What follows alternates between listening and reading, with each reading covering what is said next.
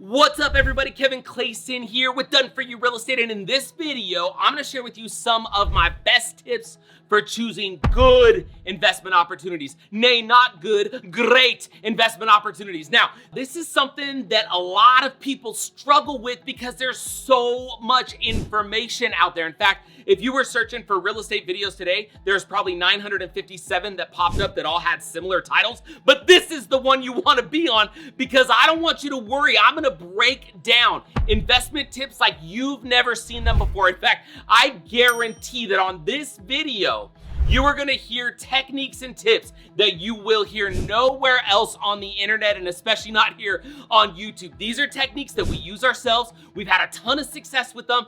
And spoiler alert, strategy number 3 is my favorite. So whether you're a beginner or an experienced investor, I promise you're going to learn something new from this video. So let's go.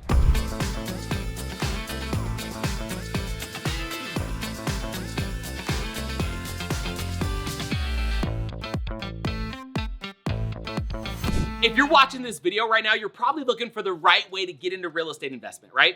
So you've probably gone on Zillow, maybe gone on Redfin, you've probably looked around the neighborhood, and you've tried to scout some properties in your area to see if you could possibly find just the right opportunity. Well, without the right strategy, you're gonna have a hard time finding the right situation and even the right property to maximize your investment return and to give you as much money as possible on any given real estate deal. So we're here to tell you that with these 3 simple strategies, you can vet a rental property and know if it's profitable in less than 20 minutes, okay? I know it's a big promise. We're gonna deliver. Let's go.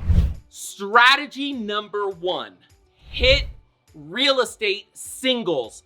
Don't swing for the fences. Now, how many of you saw the movie Moneyball? You remember this? It was Brad Pitt. It was Jonah Hill. It was about the Oakland Athletics, okay? Now, in this movie, it actually comes from a book that was written by Michael Lewis, which is a great book that you should check out as well. But in the movie Moneyball, here's what's going on. The Oakland Athletics at the time, I think it's like the 2000-2001 season, okay? Oakland Athletics, Major League Baseball. They had like the second lowest payroll in the whole league, but they were in the same league, the American League, as the New York Yankees that had the largest payroll in the league. I think the Yankees had like $140 million payroll, and the A's were like rolling with like a 30-something million payroll. So think about this. How unfair is it that one team has 30 mil, another has 150 mil, and they're supposed to compete?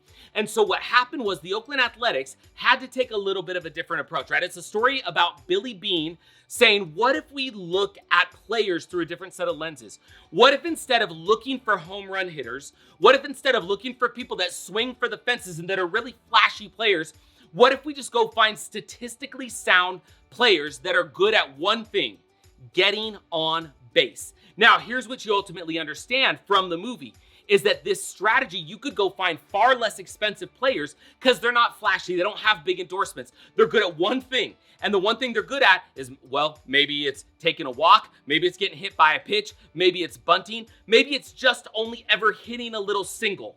Not real flashy, but think about this. The more you get on base, the larger the likelihood that you can score. So the more people that get on base, the more potential you have for scoring. What if I told you that real estate should be viewed exactly the same way? So many of us think, I'm gonna get into real estate, I'm gonna make all this money because I saw a video on YouTube and a dude had a Lamborghini and he said he did real estate. I'm gonna do the same thing. Well, listen, here's the deal. If you go out the gate and you try to just swing for the fences and knock it out of the park, think about that. You are taking on significantly more risk. In fact, we hear this all the time from gurus, right? That Babe Ruth, not only was he the leader of home runs in the league, but he also led the league in what? In strikeouts. Do you know why gurus tell you that? They tell you that because they're trying to tell you, hey, it doesn't matter if you fail with me, just get up and try again and you may hit it out of the park. Now, here's the difference between Babe Ruth and you and me. The difference is this: when Babe Ruth got to the plate and he swung for the fences, if he missed and he struck out, what was the risk? See, all he had to do was go sit on the bench, maybe go back out in the field and play a little defense, and then he got another at-bat in the next inning or whatever it was. Not a lot of risk for him. But what if you saved for years and you're ready to do real estate and you have just enough to do your first deal and you try to swing for the fences and you strike out and you fail? All of a sudden, your risk is significantly higher. You may never get in the game again. So Tip number 1 is don't hit real estate home runs. Don't try to swing for the fences, just hit singles. Tip number 2, this one may surprise you, but here it is. Hit real estate singles. I know what you're thinking. Kevin, you just said that. You're correct. Because I don't want you to, this is another way to view real estate through the lens of hitting real estate singles. A lot of us say, oh, I gotta go get a property, not just a home run from the standpoint of you're gonna be able to sell it and make $1 bajillion, but a lot of us go, oh, I just gotta get that cash flow, man. I need that big cash flow. I'm gonna go get it and I'm gonna have hundreds of dollars of cash flow. And money's gonna rain from the skies and we shall all drink champagne. Listen, don't focus on short-term cash flow. This is what I want you to do instead. Stack micro wins. Now, here's what that means. Okay, for a long time in real estate, there was this 1% rule, right? And people told you that you should not invest in a property if the cash flow was not equal to or at least the rent was not equal to 1% of the purchase price. Now, what that meant is you had a lot of people going out there and they were evaluating properties trying to find really high cash flows.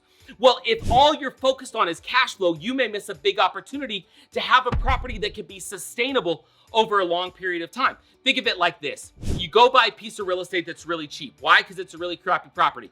And maybe it's in a really bad neighborhood, but it might have a relatively high rent. So you buy that property, you get the high rent, you feel really good about the large cash flow, but how many tenants do you have to cycle through? How many repairs do you have? How many times do you look in the mirror and go, oh my gosh, I have to spend more money for this property?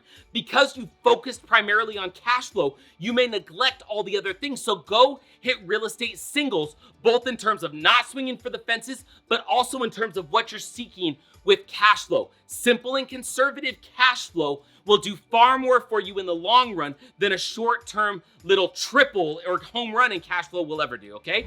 Now, we're about to move on to the third strategy. It's my favorite one, and you're gonna love it. It's gonna shock you. But before we get to the third strategy, I just wanna say thank you for watching. This is so fun to do. We are so thankful that you're here. We love doing this channel. And I hope you've watched our other videos and you know this channel is all about just the tips and the tricks for getting you started in real estate, for helping you be profitable in real estate. So what we do here is we'll be sharing videos about how you can replace your income so that you can retire early, so you don't have to be dependent on all the other financial instruments that the vast majority of Americans are dependent on. We want you to create generational wealth for you and your family. So please like this video, subscribe to this channel, and share this channel and this video with anybody who you love. Because if you share this one with them, they'll know you love them. That's how good it is, right? Now let's get back to the video. Are you ready for tip number 3? Whew, okay, take a deep breath. This one's gonna knock you off your chair. If you've got a seatbelt, you better buckle up because here it comes. Now, let me recap. Tip number 1 was hit real estate singles, don't swing for the fences. Tip number 2 was hit real estate singles. And tip number 3, are you ready? Are you ready? Are you ready? Is this: hit more real estate singles. I know, it doesn't, you listen. Hitting real estate singles will be the single greatest key to your sustained success as a real estate investor. I cannot tell you how many people I know, how many people I've worked with over a decade and a half that come to us because they tried to gamble, they tried to go big, they tried to get big cash flow, and guess what? They failed and they lost everything and they had to rebuild. Well, when it comes to this strategy, not just hit real estate singles, but hit more real estate singles, this is indicative of a long-term strategy. Notice I didn't say short-term, I said long-term. Now, here's what I want you to consider. If you own real estate, when should you sell it?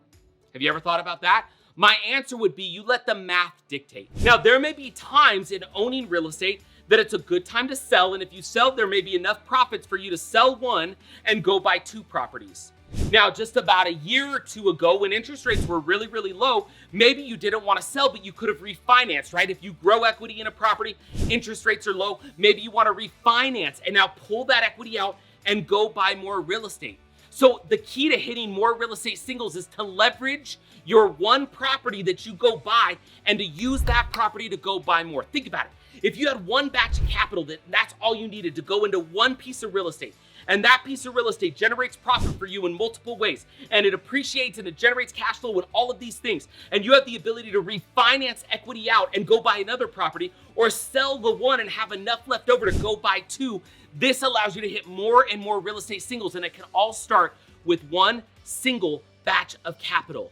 That's how you can get started, and that's how you play Moneyball Real Estate. So here's what I want you to do. I want you to click the link below, subscribe to the channel, come check us out, come and book a call. We are available to you. We would love to jump on a phone call. We'd love to talk with you and see how we could benefit you, how we could help you. Our goal is to help you know how to invest in real estate through simple and conservative means so you can change your life one property at a time and replace your income to bless you, your family, and all those who you love. So make sure you hit the subscribe, make sure you hit the like, go click the link below, and we'll talk to you real soon.